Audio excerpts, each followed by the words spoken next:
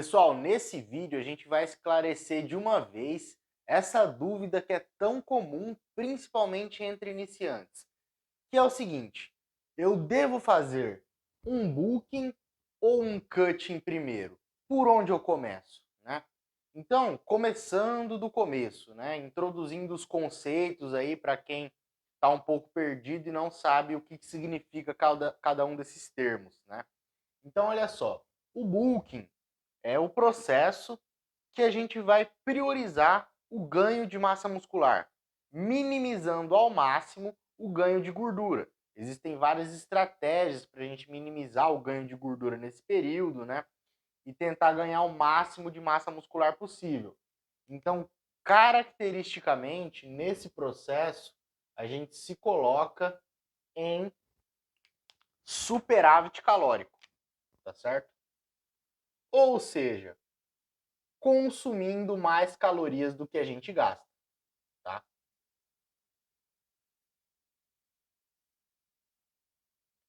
Quando a gente se coloca nesse ambiente de superávit calórico, consumindo mais calorias do que a gente gasta, com um excedente calórico, né? A gente consegue otimizar ao máximo o ganho de massa muscular, tá? Claro que esse superávit calórico não pode ser muito grande, senão você ganha muita gordura também, tá? Ele tem que ser um superávit calórico relativamente pequeno para você conseguir otimizar o ganho de massa muscular e ao mesmo tempo não ganhar tanta gordura, tá? A gente fica com o ganho de massa muscular otimizado durante esse processo de superávit calórico porque a gente diminui bastante a degradação proteica no músculo, né? Então, quando a gente aumenta calorias na dieta, a gente diminui a degradação de proteínas musculares. E quando a gente diminui a degradação de proteínas musculares, a gente faz com que o balanço nitrogenado no músculo se torne mais positivo, tá? Então, esse tal de balanço nitrogenado é o quê? É a diferença entre a síntese proteica muscular, tá? Síntese proteica muscular e a degradação proteica muscular, tá? A diferença entre esses dois, aqui, ó, é o que a gente chama de balanço nitrogenado, tá?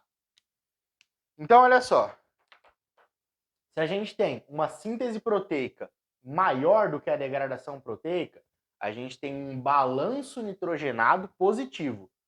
Então, a gente ganha massa muscular, tá? Quando a síntese está maior que a degradação.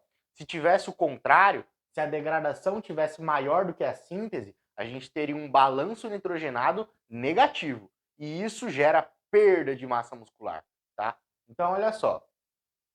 Para a gente otimizar a síntese proteica muscular, tem vários fatores, né?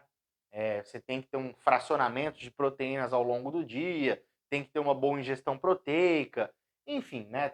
Treinamento resistido também aumenta a síntese proteica, né? A musculação, no caso. Enfim, né? Seria um assunto muito extenso que estender muito o vídeo, tá?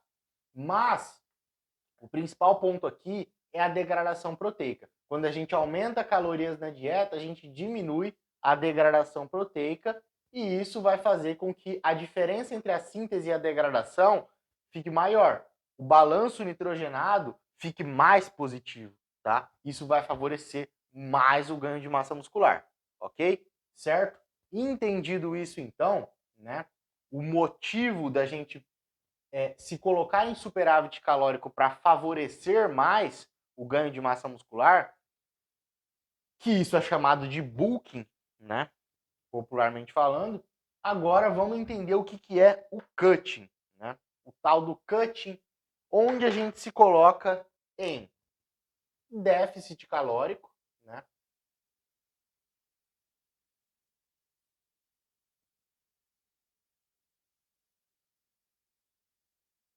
Ou seja, a gente vai estar ingerindo menos calorias do que a gente gasta, tá? Então a gente vai estar ingerindo uma quantidade e gastando mais.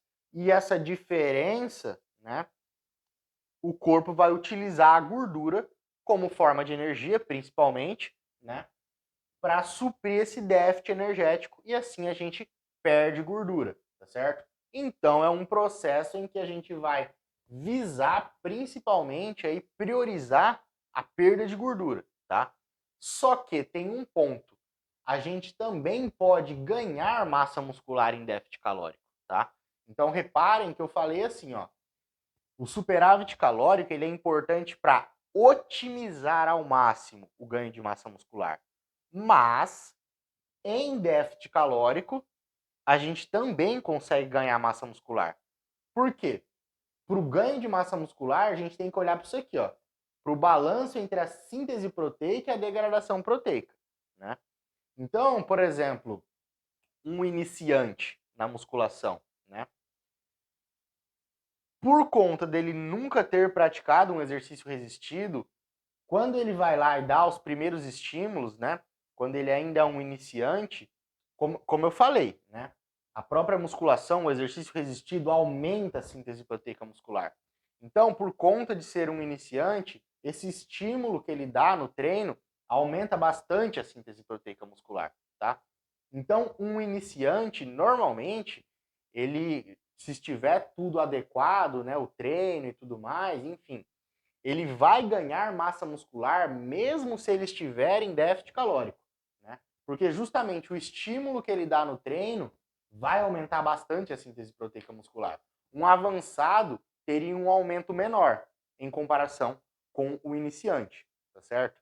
Então, por exemplo, também, um indivíduo extremamente obeso, né, um indivíduo que tem muita gordura acumulada, ele também vai tender a ter uma facilidade maior em ganhar massa muscular, mesmo em déficit calórico, tá? Porque a quantidade de gordura que ele tem estocada e que ele vai queimando essa gordura, ele utiliza a energia dessa gordura, né, nas vias de síntese proteica, né? Porque você precisa de energia também para sintetizar proteínas, né? Então, se o indivíduo ele tem bastante gordura estocada, mesmo em déficit calórico, ele consegue também, tá, ganhar massa muscular por conta dessa boa quantidade de gordura que ele tem estocada, e ele consegue utilizar essa energia estocada na gordura nas vias de síntese proteica, tá? Então a gente já começa a entender que o iniciante e o indivíduo obeso, né? Vou escrever aqui. O indivíduo iniciante na musculação, tá?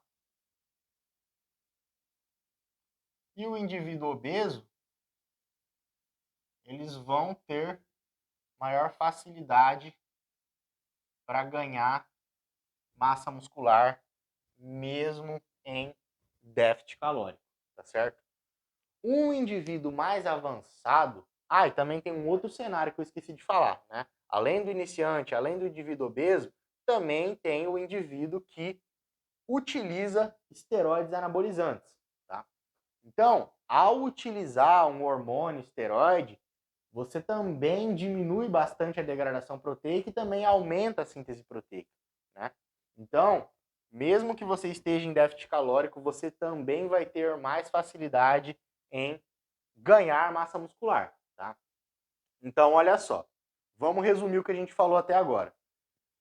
Para ganhar massa muscular, você consegue ganhar tanto em déficit quanto em superávit. Tanto em bulking quanto em cutting você ganha massa muscular.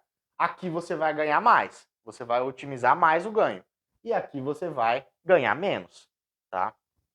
Por mais que você ainda consiga ganhar, tá certo? De forma significativa, principalmente nesses casos aqui, tá? Do indivíduo obeso, do indivíduo iniciante e do indivíduo que está utilizando hormônios esteroides, tá?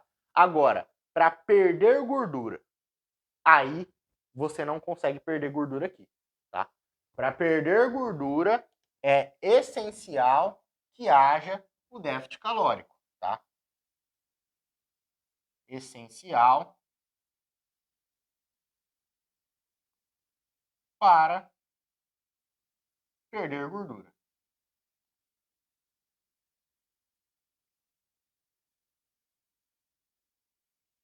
Sem o déficit calórico, sem estar ingerindo menos calorias do que gasta, você não consegue perder gordura, tá certo? Então, para perder gordura é só aqui. Para ganhar massa muscular é aqui e aqui. E aqui você vai ganhar mais, tá? Então, beleza. Entendido tudo isso, os conceitos iniciais, né? Então, eu tô lá, né? Eu sou um iniciante, beleza? Por onde eu começo? Pelo bulking ou pelo cutting, né? É da forma que eu quiser, eu escolho aleatoriamente o que eu tiver com vontade no momento e é isso. Então, olha só, não é bem assim, tá? A gente tem que ter um certo entendimento de algumas coisas para entender qual é o melhor caminho para se começar, tá? Então, olha só, vamos entender o seguinte. Quando a gente se coloca em superávit calórico, quando a gente tem um excedente calórico, a gente tem que entender que a gente está se colocando em um contexto metabólico desfavorável, tá?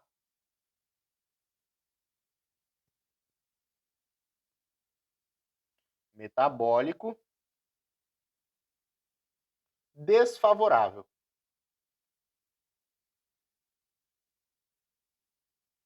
O que isso significa, né? Por que eu vou estar me colocando num contexto metabólico desfavorável quando eu estou ingerindo mais calorias do que eu gasto, né? Porque justamente quando você se coloca nesse contexto, você não perde mais gordura, tá? Você não vai gerar perda de gordura. Então, você vai ficar com aquela quantidade de gordura dali para frente. Você só vai tender a ganhar, tá? Então, por isso que é importante estratégias para minimizar o acúmulo de gordura, tá? Mas não tem como você perder quando você está aqui, tá? Então, tem diversas estratégias para minimizar o acúmulo de gordura nesse processo. Isso é um tema para outro vídeo, né? Mas vamos se ater aqui, ó, no porquê disso aqui. Quando você se coloca ingerindo mais calorias do que você gasta, você vai gerar, por exemplo, um aumento de insulina, tá? Porque você vai estar ingerindo mais carboidratos, você vai ter um excedente calórico, a insulina vai ficar mais aumentada ali, né, nos momentos do dia e tudo mais. Então você vai estar mais propenso a gerar uma resistência à insulina, né? A famosa RI, resistência periférica à insulina. O que é isso, né? Olha só. Você está em superávit calórico, excesso de calorias, excesso de carboidratos. Quando você está ingerindo muito carboidrato, você vai liberar mais insulina, porque a insulina ela faz o quê? Ela pega a glicose do sangue e coloca para dentro da célula. Tira do sangue e coloca na célula. É isso que a insulina faz, né? Então, o carboidrato que você ingere vira glicose, vai para o sangue. Quando você aumenta a quantidade de glicose no sangue, o pâncreas, as células beta do pâncreas liberam insulina, a insulina vai para a corrente sanguínea, pega essa glicose e coloca para dentro da célula, tá? Se você começa a ter muita glicose o tempo todo no sangue, o pâncreas vai liberar cada vez mais insulina, né? Então, você começa a ter mais insulina agindo o dia todo, né? E isso a longo prazo, né? Independentemente se você utilizar as estratégias, né?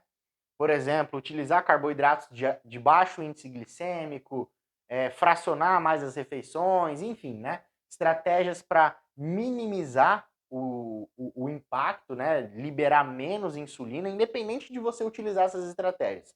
A longo prazo, o simples fato de estar em superávit calórico vai fazer com que você aumente a insulina e gere resistência à insulina em algum grau, tá? Claro que não vai ser uma resistência à insulina patológica, né? Na forma de uma doença mesmo e tal, que já vai gerar problemas como, por exemplo, uma pré-diabetes. Não, provavelmente não vai ser algo nesse nível, né? No indivíduo ali com um percentual de gordura mais baixo e tudo mais, que treina, né? Mas você vai gerar resistência à insulina em algum grau, né? E qual que é o problema disso, né?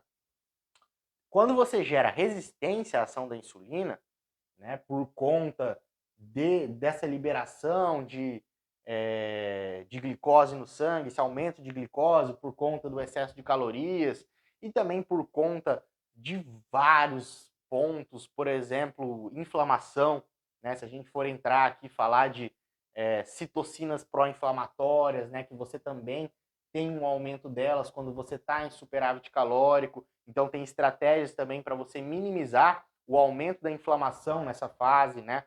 Diminuir a liberação de citocinas pró-inflamatórias, enfim, né?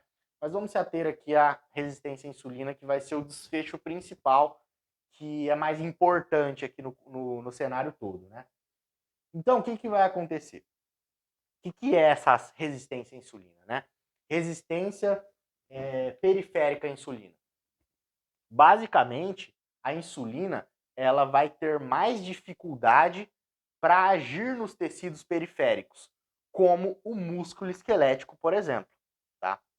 Então, olha só, essa resistência à insulina ela vai acontecer quando você libera muita insulina a longo prazo, e aí você ativa uma proteína que se chama SOX3, né? E aí essa proteína vai fazer com que a insulina tenha mais dificuldade de agir nesses tecidos como o músculo.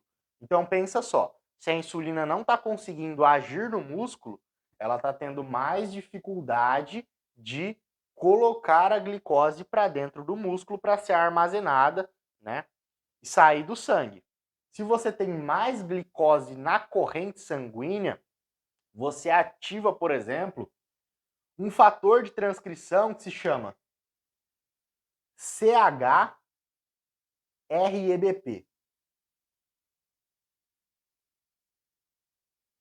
E o aumento de insulina também vai gerar ativação de um fator de transcrição que se chama SREBP1C, tá? Excesso de carboidratos, então, ativou um fator de transcrição que se chama CHREBP. Excesso de insulina ativa o fator de transcrição que se chama SREBP1C, tá? Quando você aumenta esses fatores de transcrição, você tem uma sinalização para produzir mais enzimas lipogênicas, tá? Como, por exemplo, acetil-CoA-carboxilase, enfim, ácido graxo sintase, né? Que são as enzimas que vão sintetizar gorduras, né? Então, você começa a facilitar mais o ganho de gordura, beleza? Então, veja só, aumentando aí mais glicose, mais insulina no sangue, né? Por conta dessa resistência à insulina, porque a insulina também vai ficar cada vez mais aumentada. Porque pensa só, se a insulina não está conseguindo agir no músculo, o que o pâncreas vai fazer? Ele vai liberar mais insulina, né? Porque ele vai pensar assim, pô, se a insulina não está conseguindo agir, então eu vou liberar mais para ela tentar ter uma certa ação, né? Então você vai estar com insulina e com glicose aumentada na corrente sanguínea e ativando esses fatores de transcrição aqui, o que vai facilitar o ganho de gordura, a síntese de gordura, tá? Além disso também, olha só, a insulina não conseguindo agir no músculo, né? Ela não vai conseguir ativar as vias de síntese proteica, tá? Então, olha só, a insulina é um hormônio bastante anabólico, né? Tanto na gordura quanto no músculo. Então, o anabolismo, né, da insulina no músculo vai gerar uma diminuição da degradação proteica, né? Então, a insulina ela diminui a degradação proteica e também aumenta as vias de síntese proteica, como, por exemplo, PI3K, tá? PI3K, AKT, mTOR, tá? Então, quando a insulina age no músculo, quando ela vai lá e se liga no músculo esquelético, ela ativa as vias de síntese proteica, PI3K, AKT, mTOR, que vai aumentar a síntese proteica muscular, tá certo? Então, a insulina tem uma ação legal no músculo, uma ação anabólica, né? E quando você está em todo esse contexto de superávit calórico a longo prazo, né? Você vai estar gerando uma resistência periférica à ação da insulina, ela vai ter mais dificuldade para agir no músculo e ela vai estar sinalizando menos essa via de síntese proteica.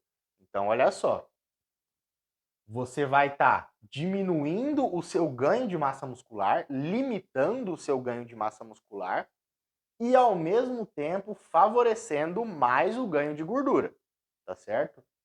E, além disso também, ó, tem outro ponto. Lembra que você está com a insulina aumentada na corrente sanguínea, porque você está com uma resistência à ação dela. A maior parte dos tecidos vai ter essa resistência à ação da insulina. Só que tem um tecido que ele basicamente não tem resistência à insulina, que é qual? O tecido adiposo, tá? Tecido adiposo, em especial o tecido adiposo subcutâneo, tá? Então, no tecido adiposo subcutâneo, a gente não tem resistência à insulina. Então, a insulina ela vai estar sendo liberada em maior quantidade. Lembra que a insulina tem ação anabólica, né? O anabolismo no músculo é o ganho de massa muscular. O anabolismo na gordura é o ganho de gordura. Então, ó, no músculo, ela não está conseguindo agir bem, tá? No tecido adiposo subcutâneo, como não tem resistência à insulina, ela vai estar conseguindo agir muito bem. Então, vai favorecer mais ainda o ganho de gordura, tá? Então, olha só todos esses pontos, né? E além disso também, se a gente for ver, né, por exemplo, tecido adiposo visceral, né? No tecido adiposo visceral, a gente tem aí também resistência à insulina, né? Então, no tecido adiposo subcutâneo não tem. Você vai acumular mais gordura ali, beleza. Só que no tecido adiposo visceral, existe resistência à insulina. E aí você fala assim, pô, excelente, então, né? A insulina não vai estar conseguindo agir no tecido adiposo visceral e a gente não vai ganhar gordura visceral, então, né? Mas na verdade isso não é bom, tá? Porque olha só, quando a insulina ela não consegue agir em determinada célula, né? A gente tem a expressão de uma enzima que se chama lipase hormônio sensível, tá? Essa enzima lipase hormônio sensível é a enzima responsável simplesmente por pegar a gordura estocada ali na célula de gordura e jogar ela para a corrente sanguínea para ela ser utilizada como forma de energia, né? Então, a forma como a gordura é estocada na célula de gordura se chama triacilglicerol. Triacilglicerol é a forma como a gordura é estocada, né? Essa enzima lipase hormônio sensível, ela pega esse triacilglicerol e quebra ele em 3 ácidos graxos livres e um glicerol, tá? E joga para a corrente sanguínea. Esse processo se chama lipólise, a famosa lipólise, né, que tanto se fala. Nada mais é do que isso, do que você pegar o triacilglicerol de dentro da célula e quebrar ele em 3 ácidos graxos livres e um glicerol, tá? Então olha só, não é porque você gerou lipólise que você liberou os ácidos graxos na corrente sanguínea que você perdeu gordura, que você queimou gordura. Não é bem assim. Eles só estão na corrente sanguínea, né? Então, eles precisam ir até um tecido que tenha mitocôndrias, né? Para eles serem utilizados como forma de energia. E aí que vai acontecer a queima de gordura de verdade, né? Então, a lipólise é apenas o primeiro processo, né? E entendendo isso, né, que quando a insulina ela não está conseguindo agir na célula, você expressa mais essa enzima lipase hormônio sensível e gera mais lipólise, nesse contexto de resistência à insulina, no tecido adiposo visceral, você vai ter mais lipólise, né? E olha só, por conta de todo esse contexto metabólico desfavorável, que vai tender também a gerar uma disfunção mitocondrial, né? E todos outros pontos também que vão dificultar com que ocorra a queima de gordura, né? Você vai liberar esses ácidos graxos na corrente sanguínea, mas você não vai conseguir oxidar eles. Você não vai conseguir queimar essa gordura. Então ela vai ficar aumentada na corrente sanguínea. Você vai ter aumento de ácidos graxos livres na corrente sanguínea, né? Aumento de ácidos graxos livres. Esses ácidos graxos livres na corrente sanguínea, eles vão ativar um receptor que se chama Toll-like receptor tipo 4, tá? Famoso TLR4, tá? Toll-like receptor tipo 4. Esses ácidos graxos livres vão ativar esse receptor, tá? Quando você tem a ativação desse Toll-like receptor tipo 4, você vai aumentar um fator de transcrição que se chama NF-kappa-beta, tá? NF-kappa-beta. Esse fator de transcrição vai gerar um estímulo para o aumento da produção de citocinas inflamatórias, tá?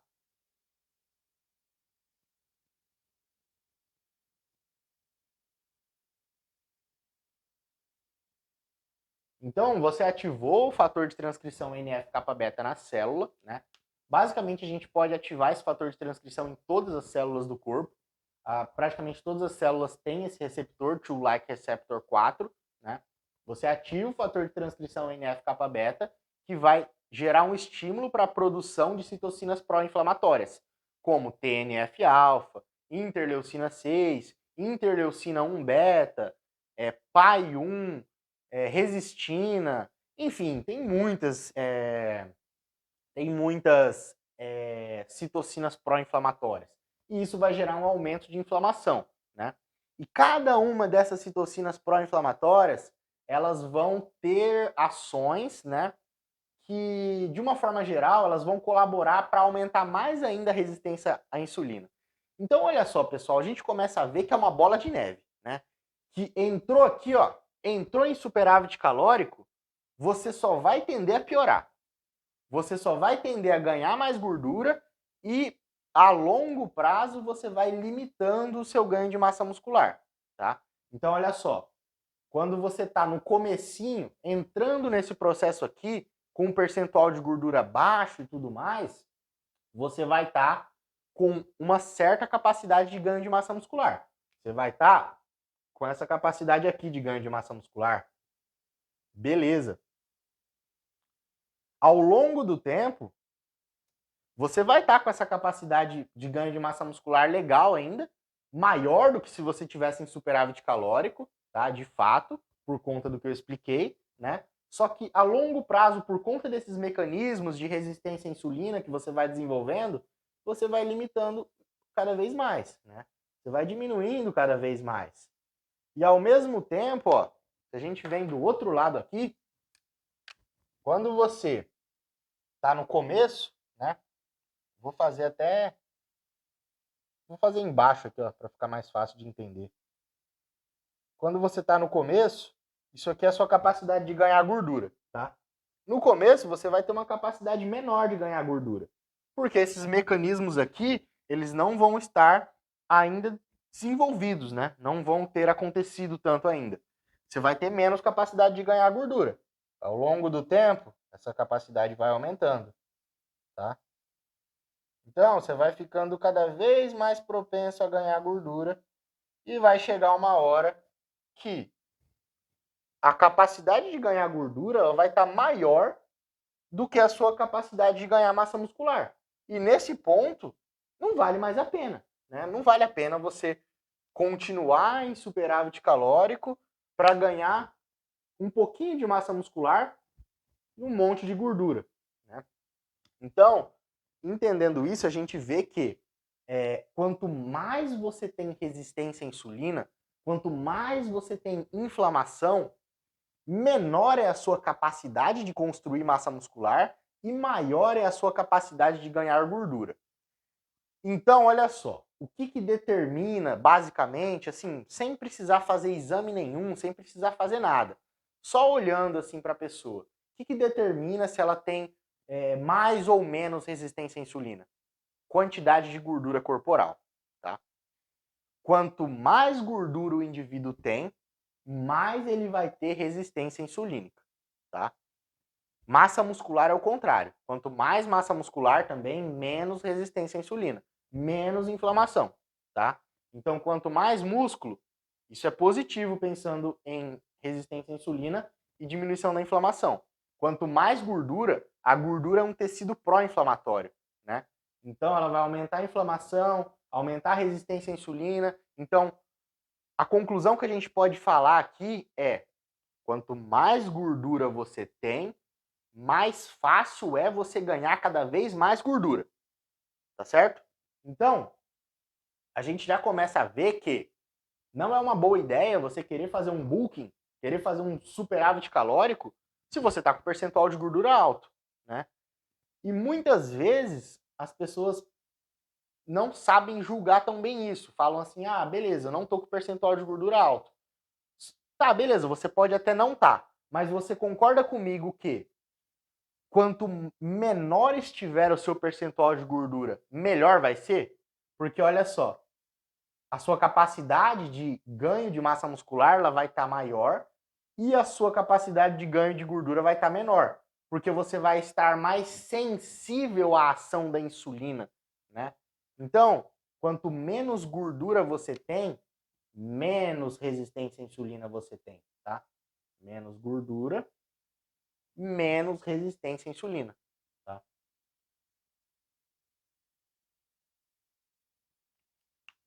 Vou começar a escrever aqui, senão vai ficar meio confuso, tá? Então, olha só.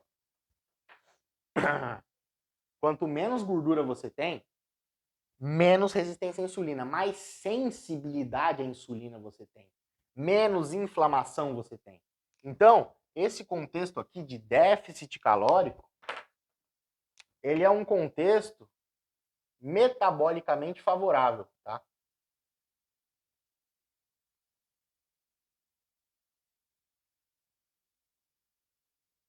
Metabolicamente favorável.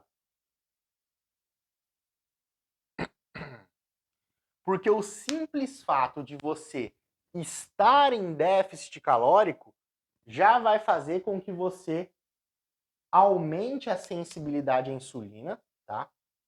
Aumente sensibilidade à insulina, né? No caso, aumentar a sensibilidade à insulina e diminuir resistência à insulina é a mesma coisa, tá? Então, o próprio fato de estar em déficit calórico já aumenta a sensibilidade à insulina, por quê? Porque, inevitavelmente, você vai estar ingerindo menos calorias, menos carboidratos, né? Então, você vai ter os níveis de insulina mais baixos, né? Então, você vai ter todos os benefícios disso, né? Você também vai ter maior queima de gordura, né? Queimando mais gordura, você vai ter menos ácido graxo livre na corrente sanguínea, que a gente viu aqui que aumento de ácido graxo livre na corrente sanguínea gera inflamação, né? Então, sem me estender tanto, né, para não ficar tão longo o vídeo, que já deve estar bem longo, a gente viu que o superávit calórico vai favorecer todos esses mecanismos que vão desfavorecer o metabolismo, né? Vão criar um contexto metabólico desfavorável, tá? E aqui é o contrário. Aqui a gente vai estar num contexto metabólico favorável, aumentando a sensibilidade à insulina, né, perdendo gordura e tudo mais. E a gente viu que para a gente ter uma boa resposta aqui, ó, para a gente ter uma boa resposta aqui, a gente precisa ter boa sensibilidade à insulina.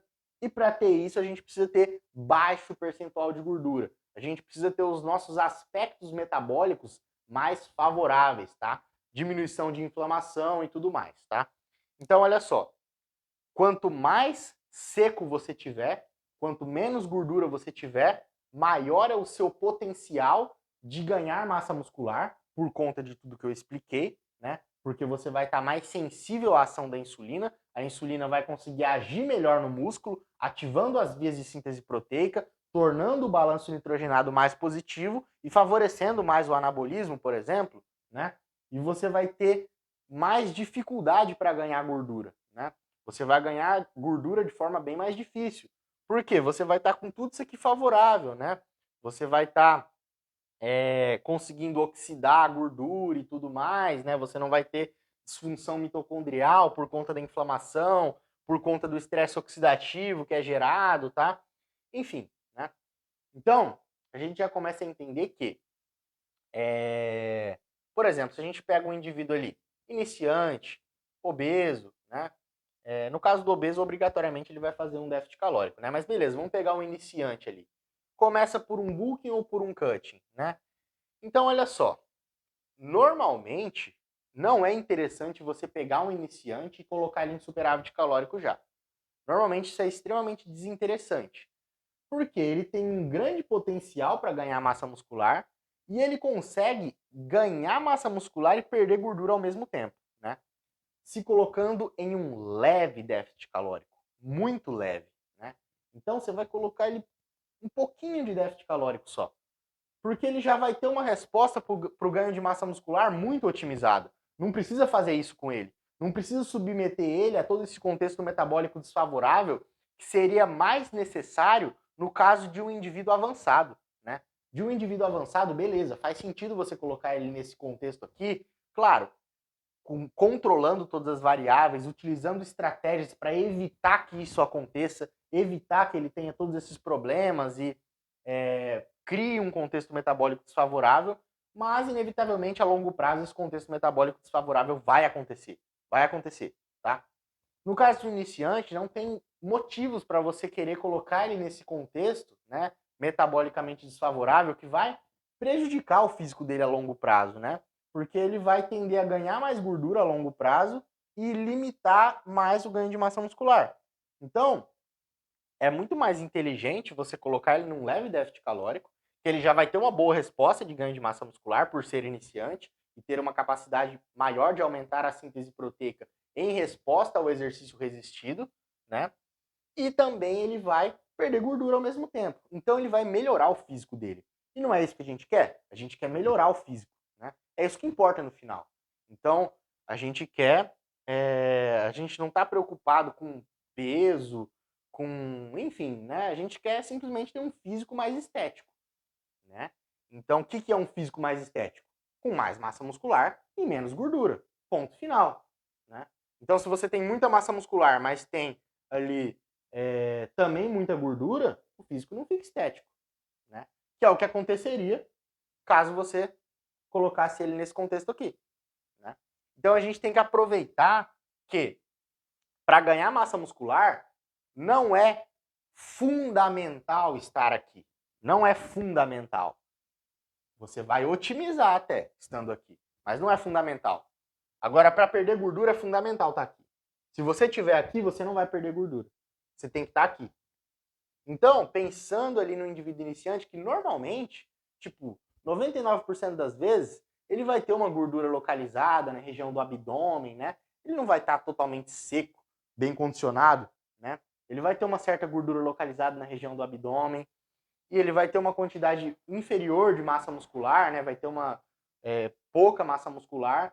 Então, a melhor coisa que você faz com esse indivíduo é colocar ele num leve déficit calórico. Não pode ser um déficit calórico muito grande, porque senão ele não vai conseguir ganhar tanta massa muscular. Tem que ser um leve déficit calórico, que ele consegue perder gordura, né? E ao mesmo tempo ganhar bastante massa muscular também. E o físico dele vai evoluir bastante. Ele vai ver uma evolução, ele vai ficar satisfeito. E é isso que importa, né? Então, essa questão aí também de estar sempre satisfeito com o físico também é muito importante. A gente sempre tem que considerar isso, né? Porque, por exemplo, beleza, você até pode fazer um bulking, né, um superávit calórico com percentual de gordura mais alto. Tipo assim, não tão seco, né? Só que pensa só, a partir do momento que você se colocou nesse contexto, você não perde mais gordura. É dali para cima. Então pensa, do jeito que você tá, se você não perdesse mais nada de gordura, só ganhasse, você estaria satisfeito? Você ficaria ali totalmente à vontade de tirar a camiseta em público e tudo mais, né? Porque eu penso assim, você treina, faz dieta, se dedica para ter vergonha de tirar a camiseta em público? Então assim, é meio contraditório, né? Eu penso que a gente sempre tem que estar muito à vontade e satisfeito com o nosso físico. Por a gente treinar, fazer dieta, se dedicar, né? Então você sempre tem que estar feliz, contente, satisfeito com o físico, né? Então é importante que você comece esse processo, caso você já seja avançado, né? Já tem uma certa limitação ali de ganhar massa muscular, onde esse processo vai ser mais necessário para você otimizar mais o ganho de massa muscular. Nesse caso, você tem que estar bem seco para começar esse processo. Não adianta você querer começar com percentual de gordura alto, porque se você tiver com percentual de gordura alto, você vai ter mais resistência à insulina, você vai ter mais inflamação e você vai ter isso aqui, ó. Você vai limitar o seu ganho de massa muscular ao longo do tempo, né? Vai tender a limitar e ganhar mais gordura também, né? Então, não faz muito sentido. Para você começar isso aqui, você tem que primeiro fazer isso aqui, né? Então, se for falar uma ordem assim de forma bem básica, primeiro cutting e depois bulking, tá? De uma forma geral. Inclusive, isso aqui é para qualquer um, basicamente. É para qualquer um. Porque é difícil você já estar numa condição muito boa para começar um bulking, para começar em superávit calórico. Praticamente é muito mais inteligente todas as vezes você começar em déficit calórico, né? Seu físico vai ficar muito melhor, vai ficar muito mais agradável, né? E também tem aquela questão assim, último ponto, né? Do indivíduo falar assim, ah, pô, mas eu não tenho apetite para comer, né? Em um indivíduo iniciante lá, eu não consigo comer tudo que eu preciso. Mas espera lá, será que você precisa de tudo isso mesmo, né? Porque normalmente esse indivíduo está tentando comer uma quantidade para se colocar em superávit calórico. Mas olha só, a gente tem que lembrar o seguinte também: quanto mais gordura a gente tem, né, mais a gente libera um hormônio que se chama leptina, né? A célula de gordura produz leptina, né? E por mais que você não esteja com percentual de gordura tão alto, né, e tudo mais, você tem uma gordurinha ali localizada que está liberando leptina. E a leptina ela age lá no hipotálamo, lá no cérebro, e ela nos dá saciedade, né? Ela ativa ali neurônios PONC e CART, né? Proópio-melanocortina e fator transcrito de cocaína e anfetamina, né? Que são dois neurônios que inibem o apetite, tá? Que geram saciedade. A leptina ativa esses neurônios e gera saciedade, diminui a fome. Então, se você tiver uma quantidade maior de gordura, seu apetite vai tender a ficar mais reduzido. Claro que também se você tiver muita gordura, se você for obeso, aí você tem o contrário. Aí você tem tanta leptina que você se torna resistente à ação dela. Igual acontece com a insulina. Inclusive o mecanismo é o mesmo, é através da mesma proteína, da SOX3, que também vai gerar ali resistência à leptina, né? Mas enfim, isso aí é só quando você já está com o percentual de gordura realmente bem alto, né? Quando você só tem uma gordurinha localizada, no caso do iniciante, ele vai estar produzindo mais leptina e ele vai ter o apetite mais reduzido, ele não vai conseguir comer. Então, assim, você ouve aquelas histórias assim, usar estimulador do apetite e tudo mais, isso não faz muito sentido, porque basta o indivíduo se colocar num déficit calórico ali leve, né? Ou normocalórico até, não precisa comer tanto assim. Por ele ser iniciante, ele já vai ter uma capacidade maior de ganhar massa muscular, né? E aí ele vai perder gordura, perdendo gordura, o apetite aumenta, porque diminui a leptina. O apetite aumenta, e aí quando ele estiver seco, com o apetite mais aumentado, aí ele faz um bulking, aí ele se coloca em superávit calórico, né? Faz muito mais sentido, certo? Então, pessoal, basicamente é isso que eu queria trazer para vocês nesse vídeo, né? Deve ter ficado bem longo, nem sei quanto que deu a duração aí, mas esse é uma aula mesmo, né? Para ficar bem claro, para ficar bem explicado todos os pontos, né? Para realmente desmistificar de uma vez tudo isso aqui, né? Porque muito se fala, fazer booking primeiro, fazer cutting primeiro, que não tem regra, você faz o que você quiser, mas na verdade pensando fisiologicamente, né? Quando a gente olha para todos os aspectos metabólicos e tudo mais, né? O que faz mais sentido é tudo isso aí que eu falei, tá certo? Então, espero que esse vídeo aí tenha te agregado. Se você curtiu, se isso te agregou, deixa aí a sua curtida, né? Comenta aí o que você achou, deixa seu feedback, tá? Compartilha esse vídeo com alguém que possa se beneficiar desse conhecimento e até um próximo vídeo.